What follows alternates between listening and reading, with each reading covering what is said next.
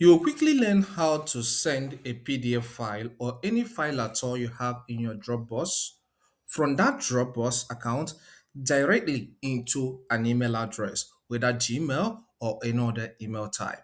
Let's just get right into it. The first step you need to take is to launch your web browser. Here, let's work with Google Chrome, okay? Once the browser opens, visit dropbox.com and log in. Once you log in successfully, click on my All Files tab, alright, if you are not there already. Let's now start sharing of the file. Let's say this particular file is what I want to send to somebody's email address directly. Just take your cursor there, then click on the three dots. From the list of options, you need to select Manage Permissions.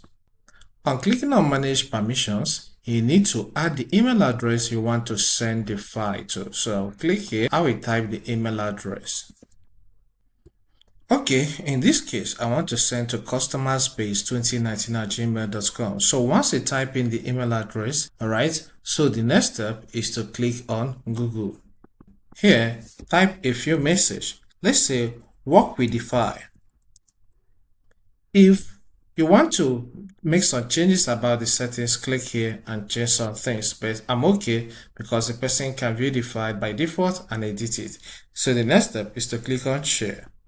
I want us to send to an Outlook email address. As usual, take your cursor to the file, click on the three dots and select Manage Permissions. So here you will see the email addresses you have shared this file with. Click here and type the new email address, which is Outlook in this case. So here I want to share to this Outlook account. So once you finish typing the Outlook email address, click on this Google option. Then here, write a few messages. After that, the next step you need to take is to click on share.